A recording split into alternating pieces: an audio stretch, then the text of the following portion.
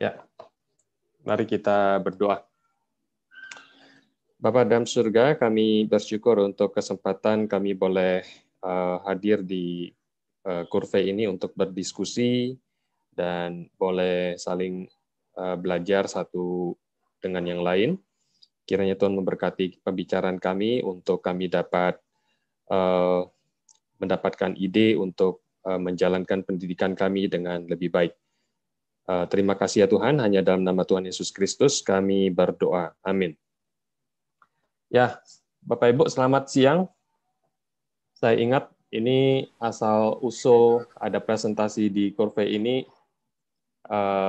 ide dari Pak Ferry ya. Jadi waktu itu Pak Ferry mengusulkan, saya lupa di Rapim atau di forum yang mana ya.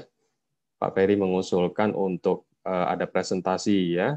Lalu Pak Ferry kasih contoh misalnya Pak Erwan kan sudah lulus ya, jadi apa yang ditulis di disertasinya bisa dipresentasikan ya.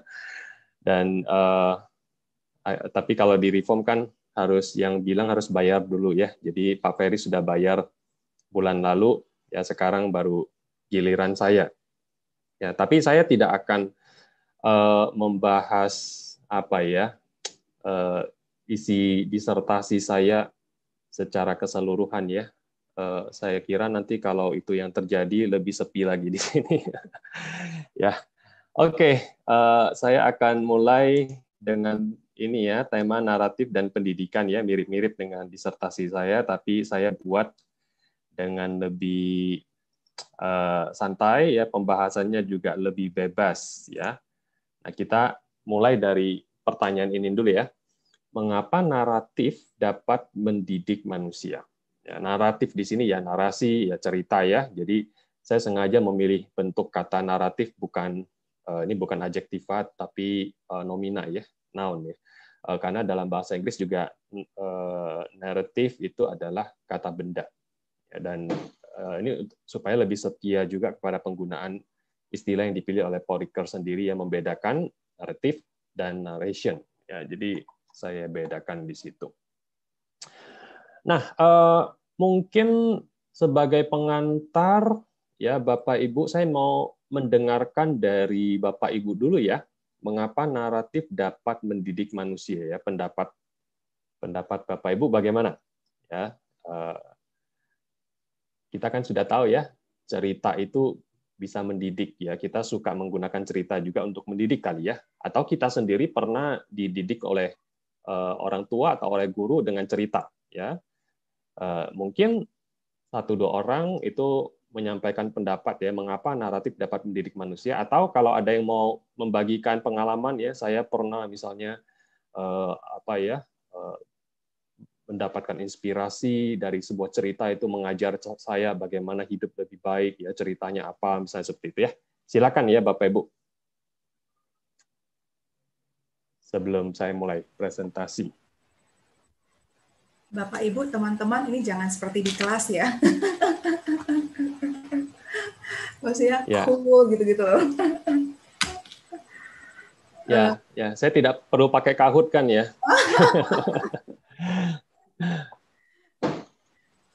Ya, silakan. Ya mungkin saya kali ya. Ya. Kenapa ngomong pertama, jadi lebih safe gitu. Jadi nanti saya udah ngomong, udah selesai, saya tinggal dengar dari yang lain gitu loh. Oke. Karena manusia itu sendiri kita ya, kita kan sesungguhnya kita itu ada meaning ketika ada cerita. Kita nggak ada meaning sama sekali kalau kita itu tidak. Dan kehidupan kita itu pun satu cerita ya sesungguhnya ya. Satu journey lah ya. Saya ingat sama The Pilgrim's Progress. Kan kita seperti itu ya kita di dunia sangat sementara ini. Jadi menurut saya kehidupan manusia itu adalah cerita sendiri. Jadi ketika kita sodorkan narasi itu, orang-orang bisa relate dengan cepat ya. Karena kan toh lagi bicara tentang diri sendiri ya. Terlepas dari hal egois atau apa ya. Cuman kan langsung gitu loh, langsung kena gitu loh. Well, itu dari saya gitu. Silakan Bapak Ibu, teman-teman yang lain. Ya. Terima kasih. Lebih mendarah daging gitu ya kira-kira ya. Kalau sebuah pesan dikemas dalam bentuk cerita ya. Ya, lebih relatable ya menurut saya ya. Kita langsung bisa dapat kaitannya ya. Ya, karena kita manusia ya, manusia yang selalu ada cerita dan kita juga sedang menjalani cerita itu gitu.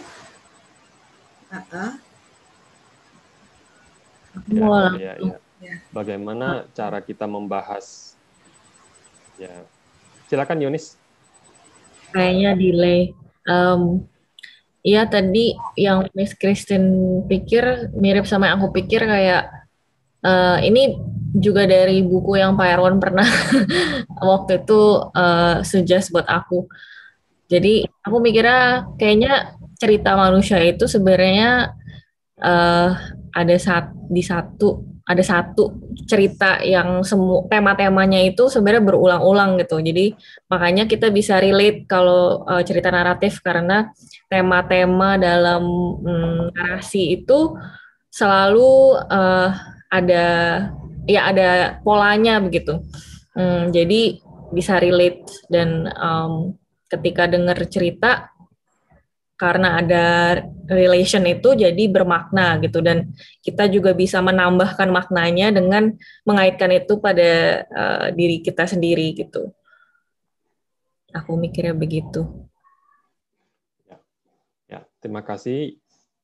Ya, terima kasih Bu Yunis ya, Miss Christine yang sudah memberikan pendapat ya. Nanti kita akan lihat mengapa kalau kita menggunakan cerita itu sangat bisa mengaitkan ya, diri kita ya dengan cerita dengan cerita itu. Mengapa kita sangat mudah terkait dengan cerita? Nah itu ya, mengapa kita sangat mudah terkait dengan cerita? Ada apa di dalam sebuah naratif? Itu yang salah satu akan dibahas nanti ya. Bagaimana lagi kita bisa membahas tentang manusia jika tidak menggunakan naratif ya. Nah, itu salah satu tema besar di dalam buku Time and Narrative di dalam buku Paul ya. Baik, apakah sekarang ada pengalaman nyatanya misalnya pernah misalnya didongengin atau diceritain ya sehingga saya menjadi manusia yang lebih baik ya? Ada yang begitu? Misalnya sejak kecil diceritakan sebuah cerita yang akhirnya sampai besar pun tidak lupa menjadi manusia yang lebih baik gitu. Ada? Saya ingat Pak Tong ya, kalau dalam khotbahnya itu beberapa kali misalnya ya, beliau mengatakan, wah dulu guru saya pernah cerita ya, sampai sekarang saya tidak pernah lupa ceritanya. Ya tentang arsitek, ada dua jenis arsitek yaitu yang baru-baru ini ya, yang bangun rumah, kemudian si pengusahanya itu suruh mereka bangun rumah untuk terakhir kali, arsitek yang A bangun rumahnya asal-asalan, karena ini terakhir kali, ya dia bangunnya dengan modal yang sedikit supaya bisa mengeruk keuntungan lebih banyak dari pengusaha ini ya. Karena kapan lagi ya ini terakhir kali. Kemudian arsitek B kasih yang terbaik gitu. Nah, akhirnya di akhir cerita itu pengusahanya kasih kunci ke dua arsitek itu ya yang bangunin rumahnya ya. Kenapa kasih kunci? Karena itu hadiah untuk anak mereka. Karena mau berterima kasih selama ini mereka sudah bekerja sama. Si arsitek A jadi menyesal ya, karena dia sudah membangun dengan bahan yang termurah, paling jelek ya. Nah, itu yang akan diwariskan kepada anaknya. Lalu si arsitek B berterima kasih ya dia bersyukur dia selama ini sudah jujur kerjanya dan akhirnya dia bisa mewariskan sesuatu yang berkualitas baik kepada anaknya juga. Nah, ini salah satu contoh ya. Baik, saya akan lanjut ya. Nah, kita mungkin ya kalau kita mau membahas tentang mengapa naratif itu dapat mendidik manusia, kita coba perjelas dulu ya apa maksud dari mendidik. Ini salah satu yang memberikan perspektif yang menarik dan cukup baik saya kira adalah Bapak Pendidikan kita ya, Ki Hajar Dewantara. Beliau membandingkan antara mendidik dan mengajar. Jadi mendidik itu bukan mengajar. Nah, kalau mengajar itu kita berbicara tentang hal yang lebih spesifik ya. Jadi misalnya, ada anak kita belum mengerti hal apa ya dalam ilmu tertentu, kita ajarkan hal itu ya, kita berikan pengetahuannya. Dan kalau anak kita belum terampil dalam hal tertentu, kita berikan latihan supaya mereka terampil. Itu mengajar. ya mengajar orang menyetir mobil, mengajar orang itu membuat eksperimen, ya itu mengajar. Ya, tapi kalau kita berbicara tentang mendidik itu berbicara tentang hal yang lebih besar, lebih menyeluruh, ya. Jadi bukan hanya tentang pengetahuan dan keterampilan, ya. Meskipun pengajaran itu bagian dari pendidikan, kata beliau. Ya, jadi tidak bisa dilepaskan, ya. Di dalam kita mendidik, kita juga melibatkan kegiatan mengajar. Itu tidak bisa dilepaskan. Ya, tetapi mendidik itu tidak bisa direduksikan ke dalam kegiatan mengajar saja. Ya, mendidik lebih luas lagi, ya. Nah, kalau kita berbicara tentang pendidikan itu artinya seluruh kehidupan, ya. Nah, menurut Ki Hajar Dewantara itu mendidik adalah menuntun sebuah kehidupan. Jadi dia analogikan itu seperti seorang tukang kebun itu menanam, ya, lalu apa yang bisa dilakukan terhadap tanamannya? Ya, yang bisa dilakukan hanya menantikan, menyiram, ya, lalu kasih pupuk. Ya, dia tidak bisa membuat tanamannya tumbuh. Dia hanya bisa memberikan kondisi agar tanamannya tumbuh dengan baik. Ya, jadi dia nggak bisa tarik-tarik tanamannya itu supaya tumbuhnya cepat, tidak bisa. Ya, itu bertumbuh itu sendiri ada di dalam sifat tanaman itu.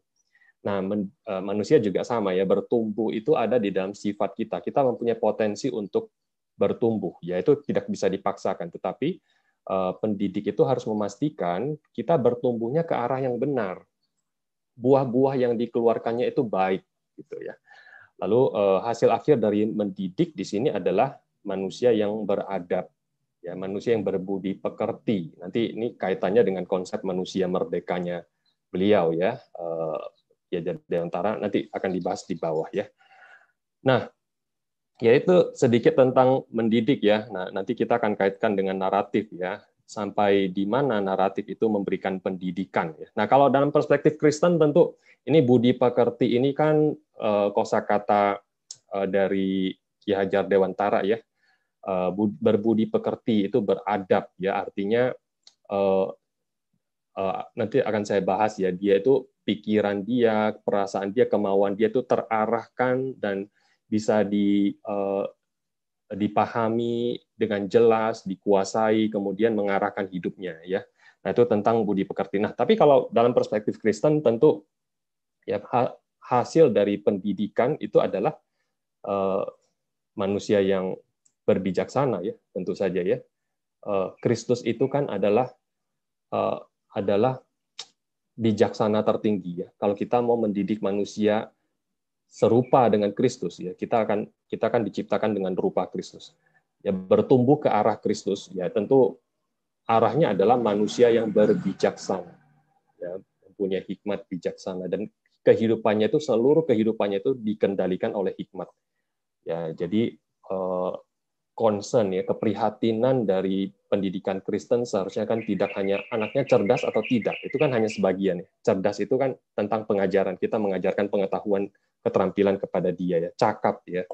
Nah, tetapi untuk yang lebih menyeluruh itu kita harus mengarahkan anak-anak itu kepada hikmat. Ya, anak itu punya kebijaksanaan, mereka bisa pada akhirnya bisa mengarahkan diri mereka sendiri di setiap kondisi. Yaitu cita-cita kita, ya, sebagai lembaga pendidikan Kristen, ya. Lalu kita juga perlu bertanya tentang ini sebelum kita bahas tentang bagaimana atau mengapa naratif dapat mendidik manusia, ya, tentang manusianya sendiri. Nah, kembali lagi ke Dewantara, manusia itu, ya, kalau kita baca tulisannya, ya, kita bisa menyimpulkan dalam pandangan Dewantara, manusia itu adalah makhluk yang mempunyai kekuatan kodrati dasar, ya.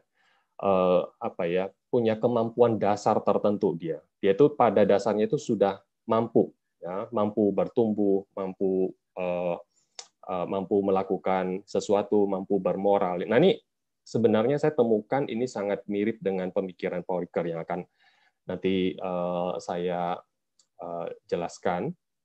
Ya, karena Paul Ricoeur melihat manusia itu sebagai, ya, kalau kita mau pakai satu kata, ya manusia itu makhluk apa, ya. Kan ada yang mengatakan manusia itu makhluk rasional, ya, manusia itu makhluk ekonomi, makhluk sosial, ya. Nah, kalau menurut Paul Ricoeur, manusia itu adalah makhluk yang apa ya, mampu, ya, terjemahannya homo capax, ya, Latinnya homo capax, itu capax itu kan kapasitas, bahasa Inggrisnya capable man,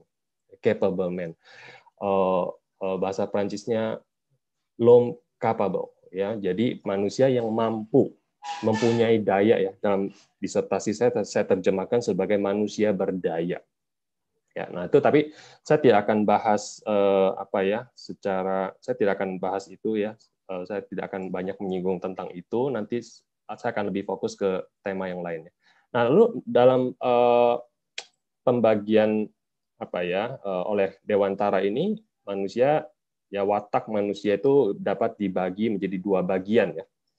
Yang pertama dia sebut intelligible, ini ejaan lama, ya, terjemahan transliterasi oleh Dewantara sendiri, ya. Intelligible itu kan berarti apa?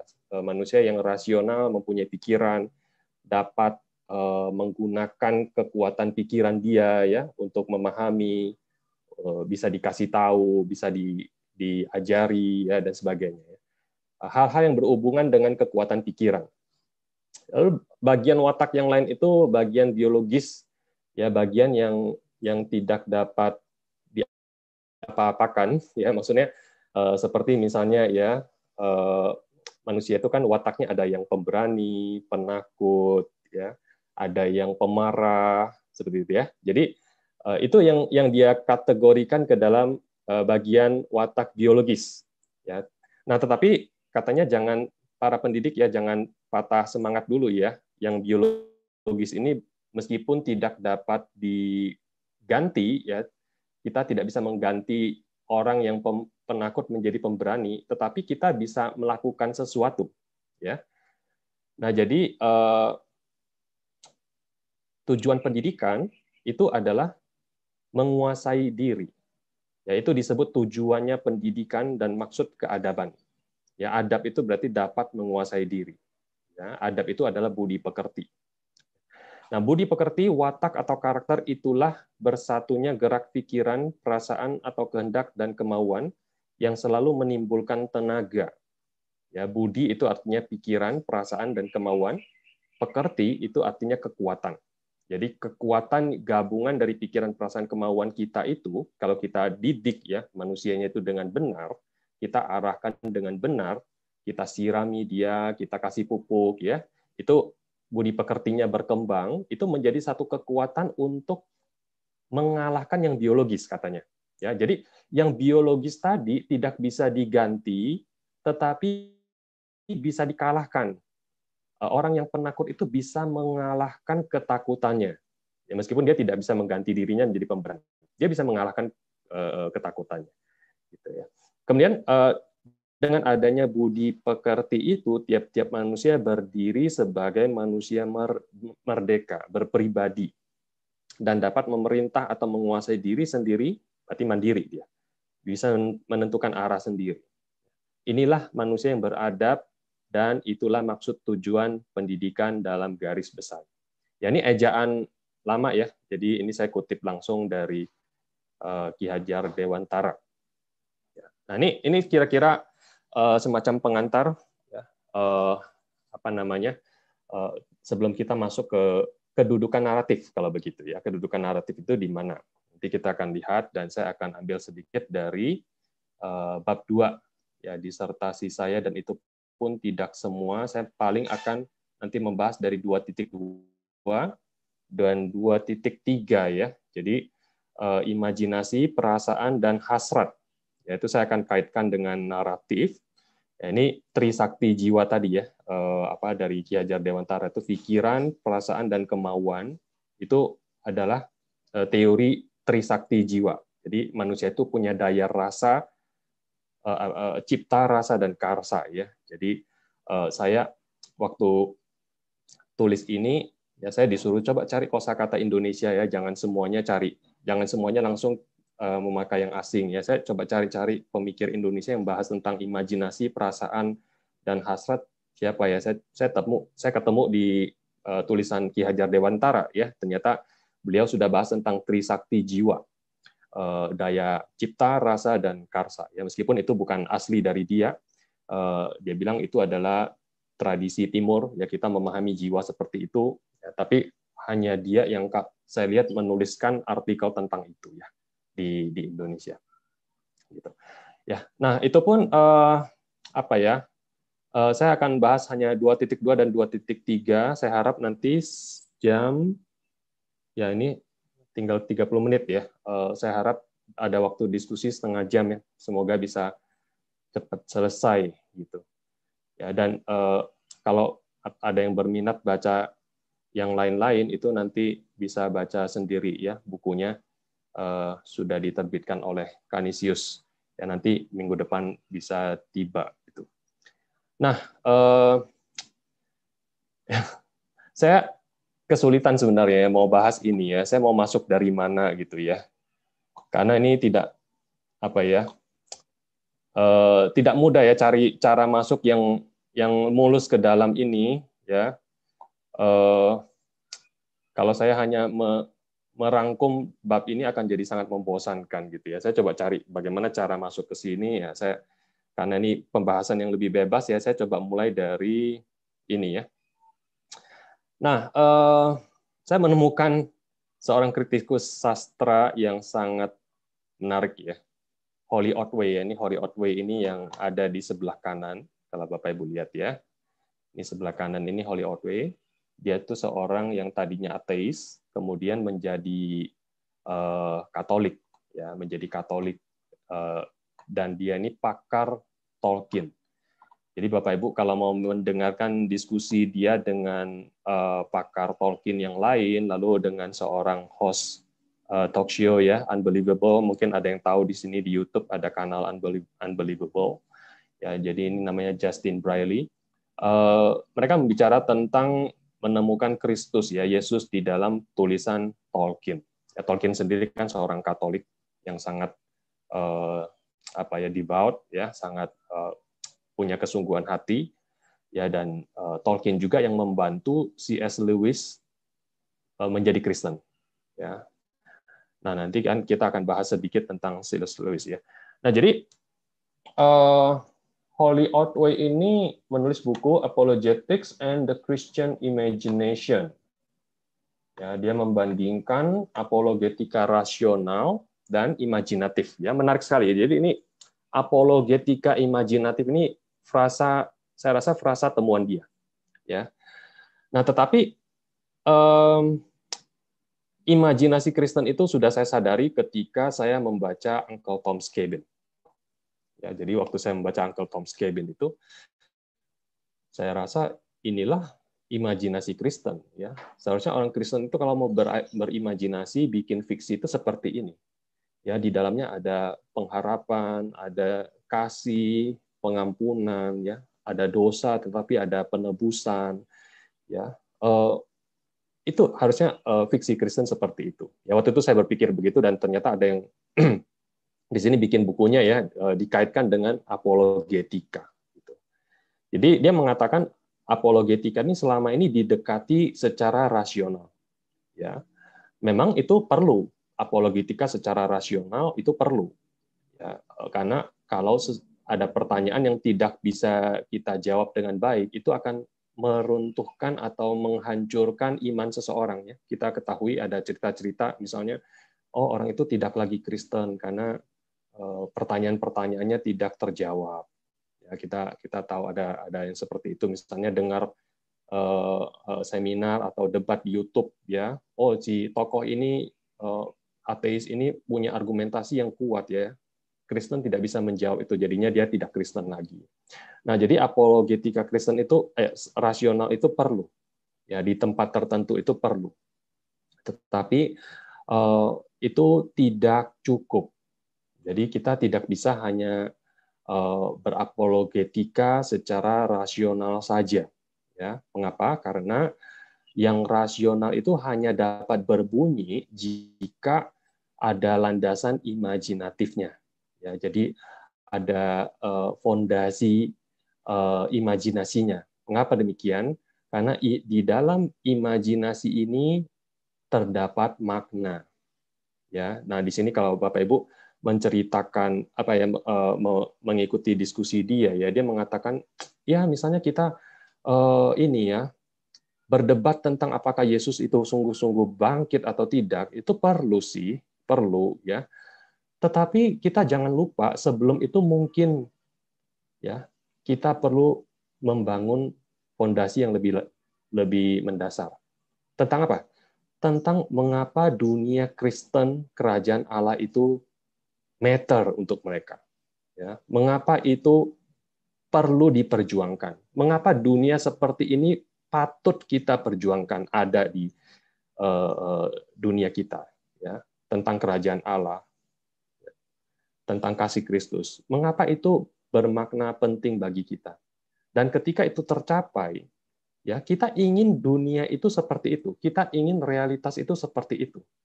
Ya, we want it to be true. Itu. Baru itu fondasi yang subur untuk kita berapologetika rasional di situ. Ya. Setelah orang baca Tolkien misalnya, setelah orang baca Narnia, ya, mereka merasakan ya kehidupan itu seharusnya memang seperti ini. Ya, dan mereka ingin supaya dunia seperti inilah yang ada di sekitar kita, yang terjadi. Mereka ingin kerajaan Allah itu datang. Ya, orang-orang yang bahkan mungkin belum percaya tentang Tuhan Yesus, ya mereka baca Narnia, ya mereka merasa inilah dunia yang benar seperti ini. Ya, dan mereka berkenalan dengan Aslan, baru mereka lebih siap untuk berkenalan dengan Kristus. Ya, jadi waktu saya ceritakan Narnia kepada anak-anak saya itu beneran ya bisa imajinasi itu bisa bekerja memberikan makna kepada mereka ya. Kalau misalnya tokohnya itu sedang dalam masa-masa krisis ya mereka bilang sendiri ya. Ayo panggil Aslan, ayo panggil Aslan. Jadi ada keinginan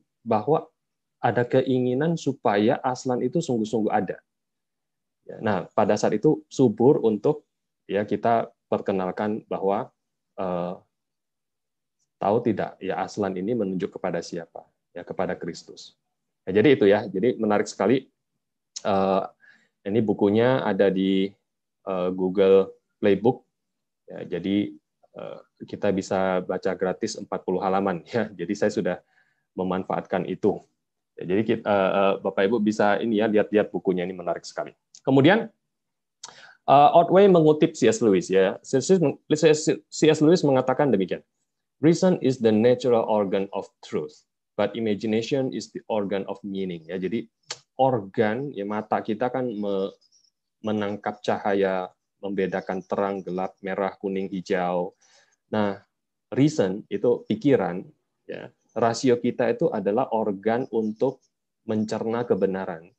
Tetapi imajinasi kita itu adalah organ untuk makna. Ya. Tempatnya makna itu di imajinasi. Ya. Dan imagination producing new metaphors, amplifying old is not the cause of truth, but its condition. Ya, ini kata C.S. Lewis juga, kalau tidak salah ini ya kutip dari Selected Essays ya, buku C.S. Lewis gitu. Jadi Otway menjelaskan bagaimana imajinasi ini bekerja. Ya, dia kasih contoh misalnya ketika kita di stasiun kereta, ada banyak orang, ada banyak wajah. Ya. Mata kita kan melihat ya, ini data-data ini semua data kan masuk ke mata kita. Gitu. Tapi ada kalanya ketika kita berfokus kepada satu orang, terus misalnya orang ini mulai kita kenali, dan ada masa ketika data-data yang diserap oleh indera kita itu ditransformasi menjadi makna. Itu teman gua, ya.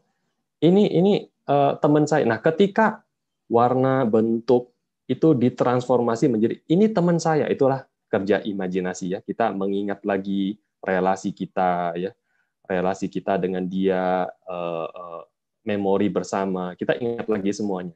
Pada saat itu imajinasi bekerja. Karena ada cerita di situ, ya.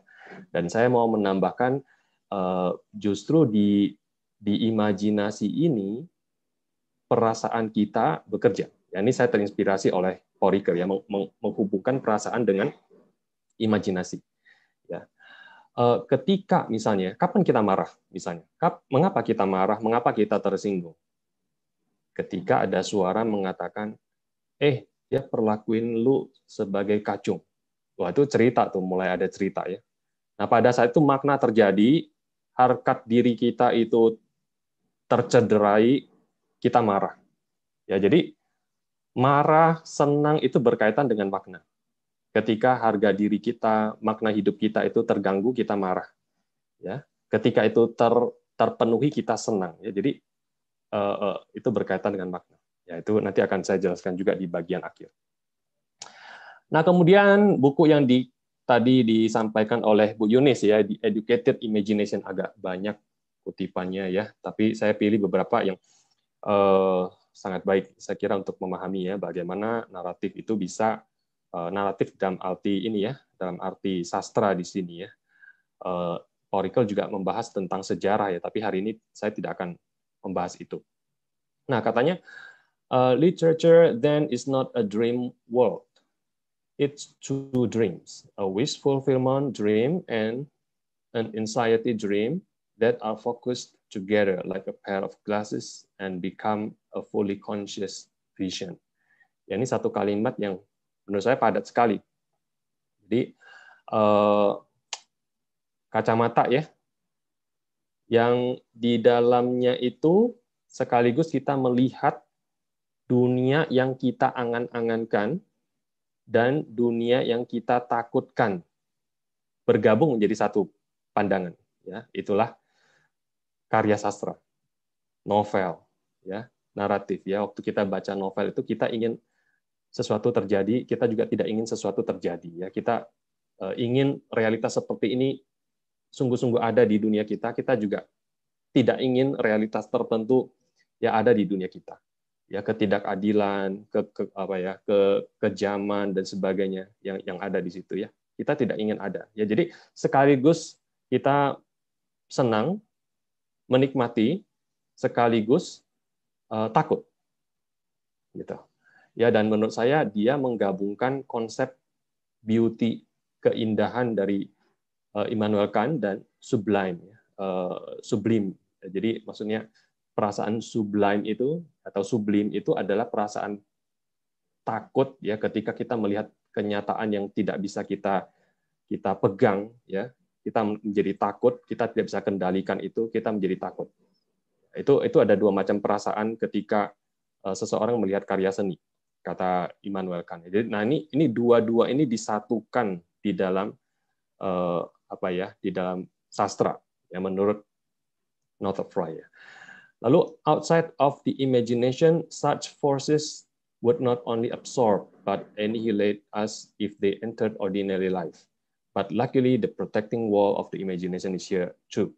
Jadi ini juga sebenarnya persis yang dikatakan oleh Immanuel Kant ya. Kita merasa takut kepada sesuatu, tetapi kita juga menikmati itu karena itu tidak terjadi ya di dalam kehidupan kita. Kalau itu terjadi, itu akan menghancurkan kita. Ya, seperti misalnya kalau kita melihat air terjun Niagara misalnya, yang begitu besar. Saya belum pernah ke sana ya, tapi saya lihat gambarnya. Andaikan kita ada di situ ya, kita begitu kecil ya, itu begitu besar itunya ya, air terjunnya itu. Ada rasa teror tertentu ya dalam hati kita. Tapi di sisi lain kita bisa menikmati. Ya. Nah, bandingkan dengan ketakutan kalau kita ada di dalam arus airnya. Sebentar lagi akan jatuh. Ya. Nah, itu dua macam ketakutan yang berbeda. Nah, nanti saya akan bahas ketakutan yang sudah hampir jatuh ke jurang itu adalah ketakutan tataran dunia pertama. Sedangkan ketakutan yang kita berdiri di sampingnya, kita melihat pemandangannya, itu adalah ketakutan di tataran kedua. Ya, dan sastra itu menghadirkan ketakutan di tataran kedua itu. Ya, seperti habis kita nonton sebuah tragedi, kita merasa, wah, nasib hidup manusia itu begitu ya. mengerikan ya. Tapi saya belajar sesuatu dari ini. Kita menikmati dramanya sambil kita merasa ketakutan. Yaitu katarsis. Nah, mengapa ketakutan seperti itu lebih mendidik daripada ketakutan yang pertama? Karena ketakutan yang pertama itu menghancurkan hidup kita. Ya, kita malah tidak belajar, hidup kita malah hancur. Ya, kita malah direduksikan ya. Kita tidak belajar jadinya. Tetapi ketakutan yang kedua itu kita di situ kita berefleksi. Justru kita belajar di situ. Kita menjadi terdidik di situ. Kemudian the imaginative world and the world around us are different worlds, and the imaginative world is more important. Nah, ini pernyataan yang besar sekali ya, mengatakan bahwa dunia yang kita hidupi sehari-hari itu ya dibandingkan dengan dunia imajinatif lebih penting.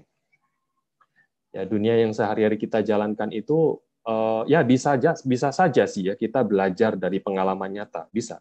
Ya. Tapi pengalaman nyata juga bisa merusak kita. Belum tentu kita makin baik. Pengalaman nyata itu membuat kita mungkin makin keras, makin jahat, bisa juga. Ya, tapi pengalaman melalui dunia imajinatif itu membuat kita berefleksi. Ini andaikan ya, saya nonton film apa itu ya, Ozark misalnya ya, ada yang nonton Ozark nggak? Kita beda ya, kita nonton itu dengan kita yang ada dalam keluarga itu, yang jadi rumit karena mau hidup lebih nyaman, bebas dari beban finansial, mereka menjadi pencuci uang para kartel ya. Akibatnya runyam, ya mereka nyaman tetapi ya selalu ada di jurang. Ya bentar-bentar bisa saja ada anggota keluarga yang mati. Nah, coba bayangkan kamu sungguh-sungguh ya ada di dalam keluarga itu. Mungkin kamu tidak sempat lagi belajar. Ya, yang bisa kita lakukan di saat itu adalah bagaimana bertahan hidup. Kita tidak sempat lagi belajar. Tapi kalau kita menjadi penonton, kita aman ya, kata ini ya, kata Northrop Frye ini, kita ada protecting wall, imagination ya, yang membuat kita belajar dari situ. And just as it looks real, so this ideal world that our imaginations develop inside us looks like a dream that came out of nowhere and has no reality except what we put into it. Nah, saya tidak ingat kenapa saya masukin kalimat ini ya. Ya, nanti aja saya bahas ya. Saya lupa ini kenapa saya masukkan. Baik, sekarang ke Paul Ricoeur. Nah, jadi menyambung ya. Jadi Paul Ricoeur membaca Frye juga. Ya, Frye mengatakan bahwa struktur verbal puitis itu menstrukturkan mood, ya, atau saya terjemahkan menjadi suasana hati dan saya singkat menjadi suat. Ya, mood, saya terjemahkan menjadi suat. Jadi menurut Frye, waktu kita membaca sebuah puisi atau membaca sebuah novel, ya itu menstrukturkan mood kita. Nah, mood di sini dibaca oleh Ricoeur di dalam nuansa Heideggerian, yang mengatakan bahwa mood adalah mode tertentu perasaan ada di dalam dunia. Ya, Bapak Ibu siapkan kopi ya, saya takut ngantuk mulai masuk ke pembahasan ini. Jadi kata Heidegger, mood itu kita itu selalu ada dalam mood tertentu. Ya, entah kita senang atau kita susah. Mengapa? Karena mood itu adalah mode dunia itu menyatakan keberadaan itu kepada kita. Jadi dunia itu bisa menyatakan keberadaan kita sebagai keberadaan yang menyedihkan. Ya, itu sangat berkenaan dengan lingkungan kita. Ya, lingkungan kita tuh membukakan kepada kita dunia yang mengerikankah atau bahagiakah, ya itu memengaruhi cara kita merasa ada di dunia ini. Ya, nah menurut Paul Ricoeur ya, kritik Ricoeur terhadap Heidegger itu adalah bahwa ada di dalam dunia itu tidak bisa kita simpulkan secara langsung ya, tetapi harus melalui teks. Ya, jadi bagaimana dunia itu mengungkapkan mood kepada kita itu tidak langsung, tetapi lewat teks, kata Ricoeur. Jadi katanya suat adalah hal ikonik yang dirasakan ya. Jadi ikon itu kan apa ya? Satu jenis bahasa ya, ikon, karya seni ya, puisi itu kan membentuk satu gambaran ikon ya. Seperti kalau kita lihat satu lukisan atau ukiran, yaitu menggambarkan satu realitas tertentu, ya ikon. Nah, jadi suat adalah hal ikon yang dirasakan. Nah, dunia teks adalah totalitas referensi yang dibukakan oleh teks, sebuah dunia yang mungkin, ya possible world. Jadi tadi ya dunia imajinatif karya kata Fry, dunia imajinatif itu adalah dunia teks, kata Ricoeur ya. Dari mana lagi kalau bukan teks, kalau bukan produk bahasa. Jadi dalam konsep Ricoeur, imajinasi itu selalu berhubungan dengan bahasa. Nah, bukan dengan bayangan visual yang nanti akan dijelaskan. Jadi dunia teks itu total referensi ya. Apa itu dunia ya? Dunia kita ya total referensi kita. Dunia anak-anak SMP, kalau kita tanya ya, mereka bicara tentang apa? Bicara tentang gawai mereka, ya bicara tentang apa? Misalnya PUBG ya atau Mobile Legends ya. Itu dunia mereka, totalitas referensi mereka kalau mereka bicara itu mereferensikan itu. Ya, mengacu ke itu. Seluruh totalitas acuan yang kita pakai itulah dunia kita. Ya. Nah, dunia teks itu ya totalitas referensi yang dibukakan oleh teks. Ya, sebuah dunia yang mungkin. Ya, dunia yang mungkin, dunia imajinatif. Ya, belum tentu sudah nyata, tapi mungkin ada. Bahasa sastra mengacu kepada dunia tataran kedua, ya, dunia yang mungkin itu. Ya. Jadi kalau kita baca novel, ini kan tidak nyata kita bilang. Ini kan tidak terjadi, ya. Ada monster, ada pahlawan, ada naga. Ini kan tidak nyata. Betul, tidak nyata ya. Tetapi itu adalah dunia tataran kedua. Mengapa itu penting masuk ke dunia tataran kedua? Ya, dunia tataran kedua itu adalah dunia dengan realitas yang diperbesar, ya, augmented reality.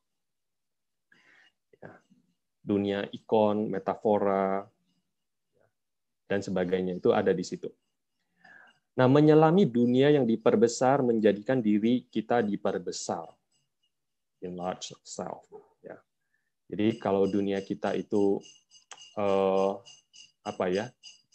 Kita itu miskin ya dengan cerita, anak-anak tidak kita bacakan cerita ya, mereka akan jadi miskin sekali. Ya, jadi ya pesan saya, dan ini dari pengalaman saya yang nyata juga ya, kalau saya mulai berapa belakangan ini ya, ini sebenarnya saya tidak sengaja ya, waktu itu istri suruh saya bacain cerita ya tiap malam ke anak-anak saya. Ya, ini inisiatif dari istri. Jadi mulai saat itu saya baca, lalu saya ceritakan ke mereka apa yang saya baca. Ya, saya baca Tom Sawyer 3 bab, malamnya saya ceritain 3 bab. Ya. Kadang sambil ngantuk-ngantuk sambil ngelindur. Ya sambil nggak tahu ngomongin apa ya, tapi saya coba paksa diri untuk menceritakan. Nah, tapi dampaknya itu besar bagi mereka. Ya, dampaknya besar bagi mereka. Dari pembicaraan mereka di siang hari ya, kita bisa mendengarkan tentang petualangan-petualangan, dunia-dunia yang itu ya, augmented reality ya. Mereka mengkategorikan orang baik, orang jahat. Ya, ini kosakata yang tidak mungkin ada kalau saya tidak bercerita kepada mereka. Ya, jadi nasihat saya kepada yang nanti akan punya anak kecil atau sedang ada anak kecil ya, jangan lupa kasih cerita kepada mereka ya, karena cerita itu makanan untuk anak-anak ya, itu menyehatkan sekali, gitu ya, memperbesar diri mereka. Gitu. Mereka dari kecil pun sudah mencoba beberapa dunia yang berbeda ya, beberapa realitas yang berbeda, bertemu dengan tokoh-tokoh yang berbeda ya. Jadi anak-anak saya itu menciptakan good guy land dan bad guy land ya, mereka bikin sendiri, nanti mereka bikin alur sendiri ya. Ini si tokoh ini bertemu dengan tokoh ini, Zeus bertemu dengan Aslan misalnya, nah itu bikin sendiri mereka ya. Ya saya juga udah cerita tentang mitologi Yunani kepada mereka. Nah, jadi itu ya, menyelami dunia yang diperbesar menjadi diri kita diperbesar. Kalau tidak ya, kita tidak menemukan diri, kata Ricoeur. Tanpa teks, tanpa kisah, kita ini ego ya, selalu diri sendiri. Tapi waktu kita menyelami satu cerita, oh ada orang lain di situ, ya ada orang lain, ada diri yang lain. Saya menemukan diri saya di antara banyak diri yang lain, ya. Saya menemukan saya sebagai tokoh di antara banyak tokoh lain, dan kita juga bisa mengajarkan kepada mereka ya. Ada juga yang menulis tuh, kita harus bisa menarasikan hidup kita sebagai tokoh kecil. Ya, jangan hanya tokoh utama terus gitu, tokoh besar ya, tokoh kecil. Itu ada dialog kalau tidak salah di Veritas Dei antara si penulis itu, saya lupa, dengan N.T. Wright. Nah, oleh N.T. Wright didesak sedikit, katanya kalau begitu tokoh utamanya siapa ya. Jadi dia tidak bisa jawab ya. Nah, kalau kita kan mudah ya jawab ya, tokoh utamanya Kristus harusnya. Ya, kita ini tokoh kecil ya di dalam sebuah cerita. Nah, lalu saya kaitkan ya, cipta rasa karsa yang tadi saya singgung di depan. Imagination, feeling, passion. Tadi saya sudah mengatakan bahwa imajinasi itu sebagai inovasi semantik ya. Jadi selalu Pak Ricoeur itu hubungkan imajinasi dengan bahasa ya. Jadi satu inovasi yang dilakukan di bidang linguistik ya, semantik makna ya. Semantik itu makna. Jadi ada inovasi makna di situ. Ya, kalau penemu itu menemukan alat teknologi ya, Edison itu misalnya menemukan lampu dan sebagainya ya, alat rekam, sastrawan itu menemukan makna ya. Menemukan makna dengan cara apa?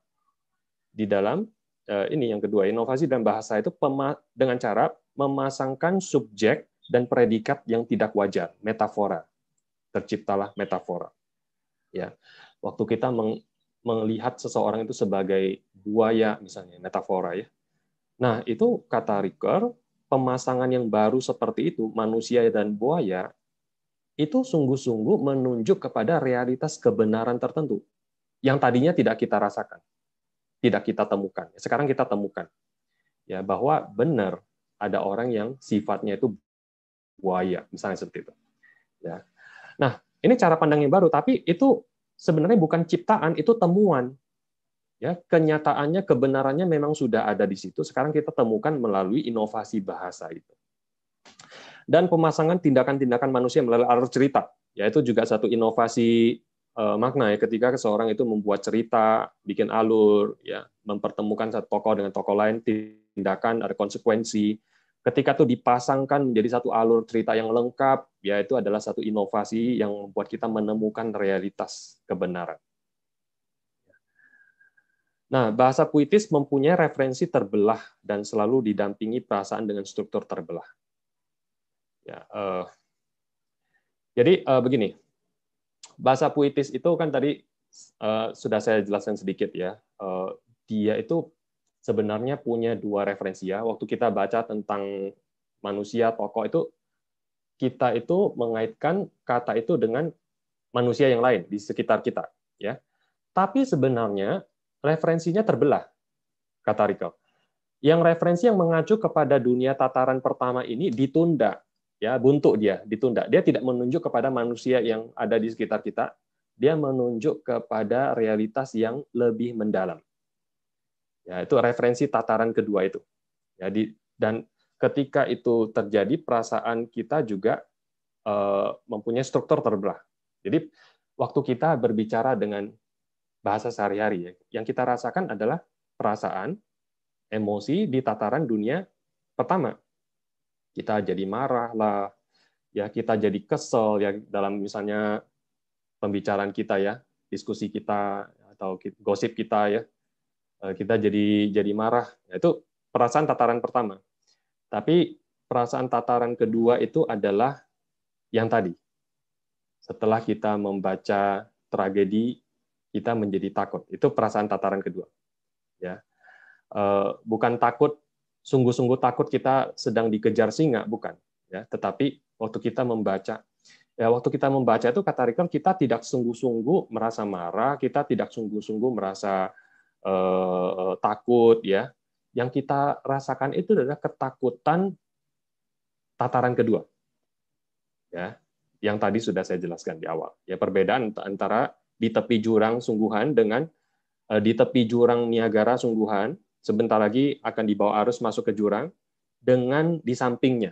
Nah, yang di sampingnya itu yang di tataran kedua. Gitu. Nah, kemudian kita masuk ke ini ya, dari cipta tadi ya, imajinasi itu cipta, saya kaitkan dengan cipta. Kemudian rasa itu saya kaitkan dengan perasaan sejati ya, genuine feeling. Nah, ini berbeda dengan emosi.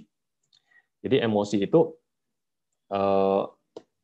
itu adalah, sebenarnya emosi ini kan kata yang lumayan baru ya, baru dipakai oleh mungkin psikolog yang lebih modern ya. Jadi emosi itu kan adalah satu pengenjauantahan perasaan ke dalam tubuh kita. Ya, misalnya ketika kita marah kan, misalnya ya, intonasi kita naik, lalu tekanan darah kita naik, waktu kita takut itu jantung kita berdebar-debar, ya, tangan kita bergetar, itu perasaan yang mengenjawantahkan diri menjadi satu gerakan tubuh, itu emosi. Ketika tubuh kita merasakan itu emosi ya. Tapi perasaan itu ya lebih halus dari itu ya, tidak sampai ke situ.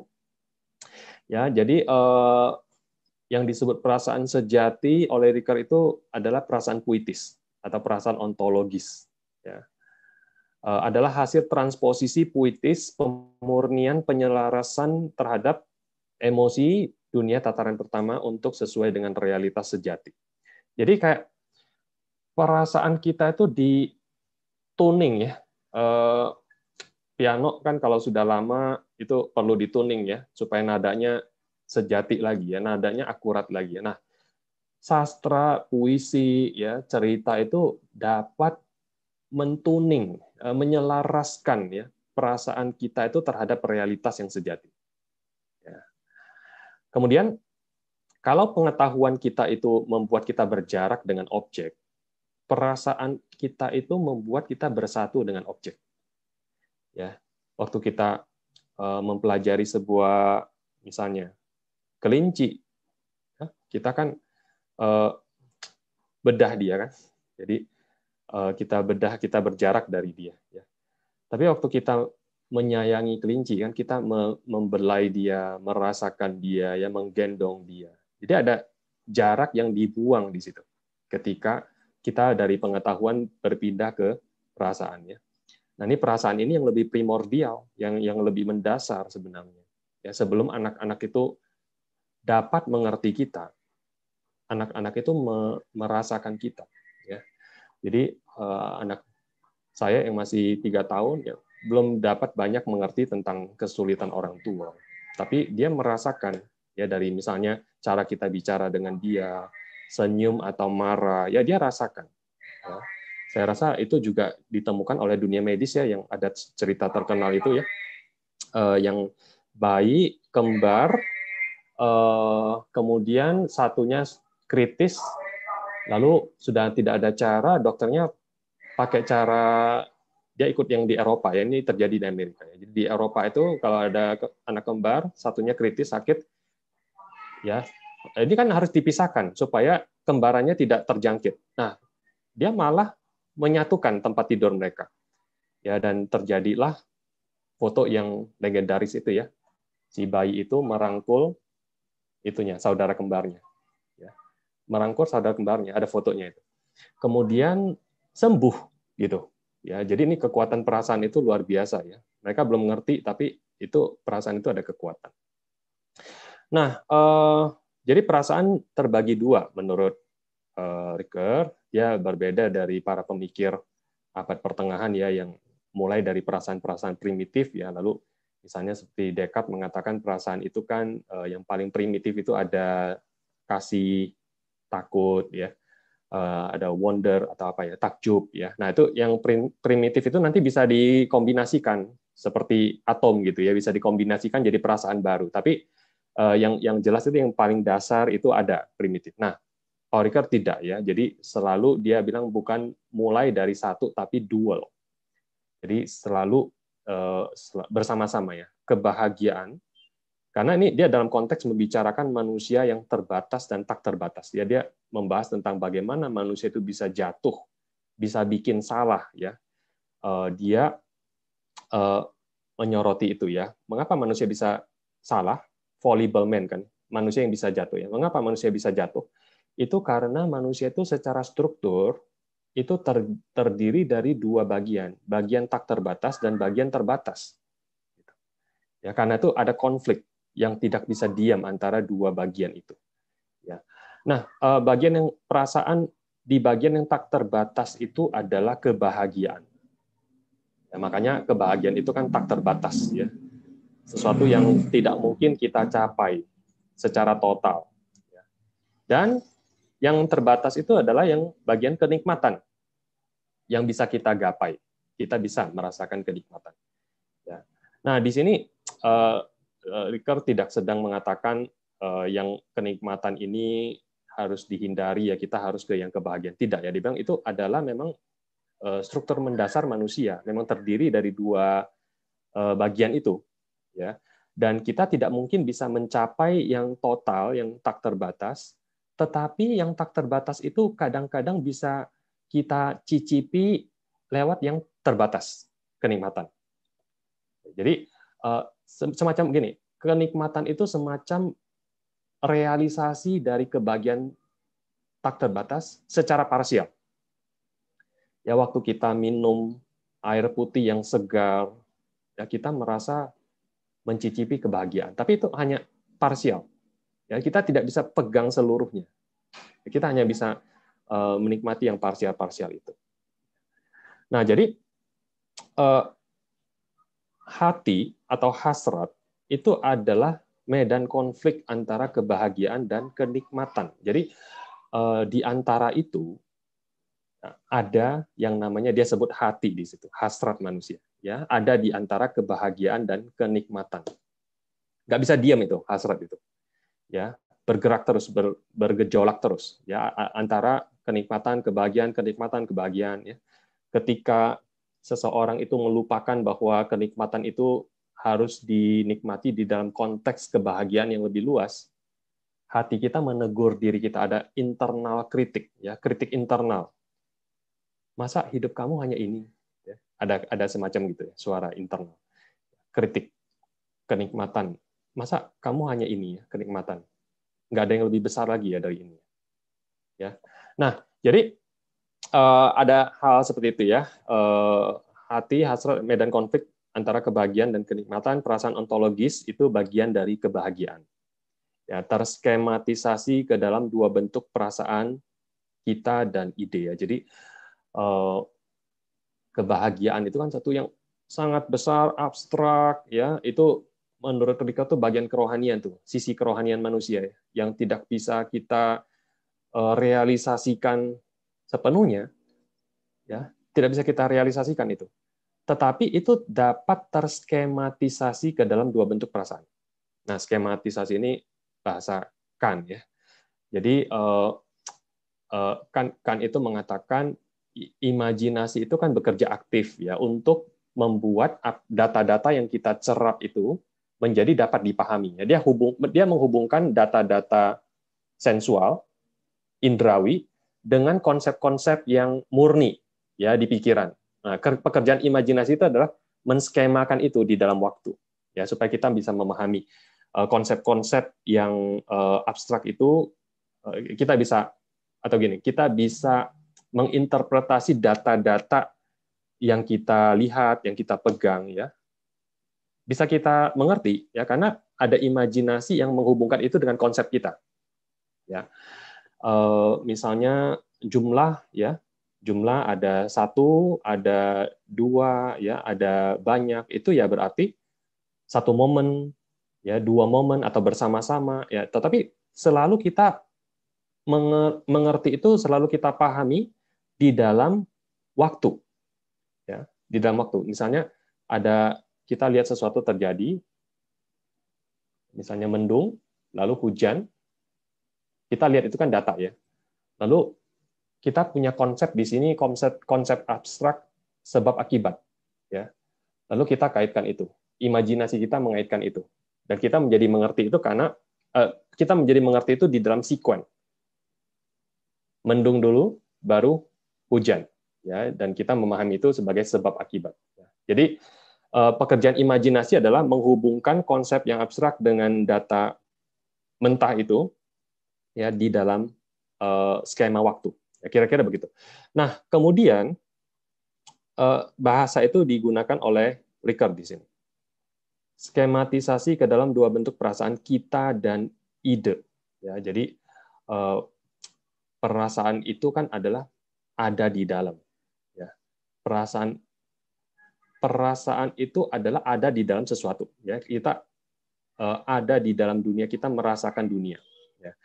Nah, perasaan ontologis itu dapat kita pahami di dalam skema kita. Ya. Kita ada di dalam mana? Ya, ini manusia ya. Manusia ada di dalam mana? Kan manusia punya perasaan ontologis. Manusia ada di dalam mana? Nah, cara kita memahami kita ada di dalam mana itu adalah dengan membentuk konsep kita. Saya ada di dalam komunitas Sekolah Kristen Calvin misalnya, kita, ya. Itu Rickert hubungkan dengan kebahagiaan itu, ya. Jadi manusia yang bahagia itu adalah manusia yang merasa ada di dalam satu bagian yang lebih besar, ya. Makna kebahagiaan itu di situ, ya, ada di dalam kita. Nah, tentu ya, ini Rickert kan punya latar belakang Protestan, dia pakai kata kerajaan juga waktu menjelaskan kita, ya, ada dalam kurung dia tulis kerajaan, ya. Jadi ya kalau kita kan bukan sedang berfilsafat saja, kita bisa berteologi juga, ya. Nah, kita bisa memahami itu sebagai kita itu adalah bagian dari gereja, ya, gereja yang tidak kelihatan, ya. Tetapi gereja yang tidak kelihatan itu juga harus diejawantahkan menjadi gereja yang kelihatan. Jadi kita meskipun adalah bagian dari gereja yang tidak kelihatan, tetapi gereja yang tidak kelihatan itu harus dirasakan, kita melibatkan diri kita di dalam bentuk gereja yang kelihatan. Ya, memang ini makanya saya tidak suka bahas Rickert, ya, terlalu rumit gitu, ya. Jadi hanya gereja yang tidak bisa kita lihat itu hanya bisa kita rasakan, kita makna itu di dalam gereja yang terlihat, ya, yang bertubuh, yang bisa jemaat yang bisa kita temui, kita sapa, ya, itu kita. Ya, nah tentu saja kita ini ada berbagai macam, ya. Ada misalnya kita itu bisa GRII, ya, kita itu bisa dalam bentuk SKC, kita itu bahkan bisa dalam bentuk suami istri, ya, kita, ya.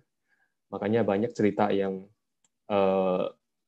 berakhir bahagia itu adalah cerita kita, ya, antara dia dengan pasangannya bersatu, ya, menjadi satu kita, ya. Jadi kita ini juga adalah sumber makna, ya.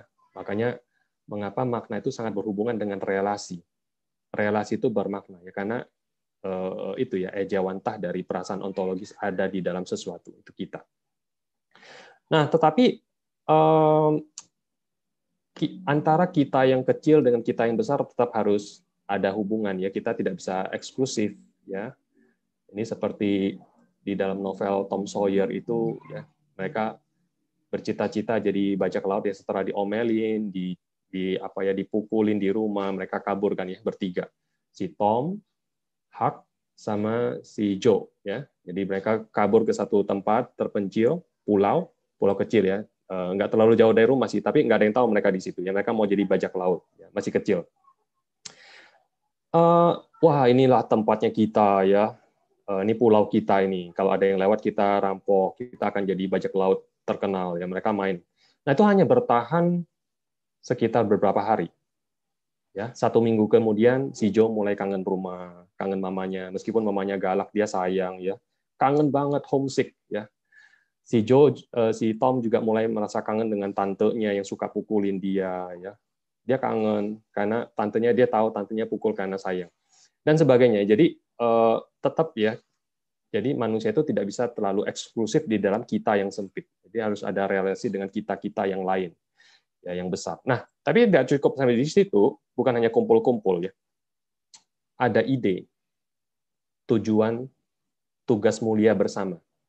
Ya, ini sangat terinspirasi sekali dengan ini ya, Alkitab ya sebenarnya ya, filsafat dia. Tapi dia waktu bahas ini dia pakai kosakata Alkitab, tapi dia tidak berteologi ya, karena dia mau ketat ya. Saya sedang berfilsafat, kata Rico. Saya tidak sedang berteologi. Ya. Jadi dia tidak mau terlalu banyak memasukkan konsep-konsep teologis, meskipun kosakatanya dia pakai.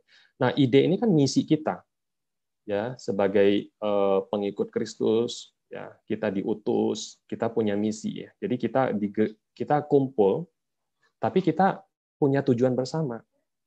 Ya, kita kumpul dengan teman-teman kerja kita, ya. Makanya itu ya, foto bersama guru Calvin itu kan bermakna sekali ya.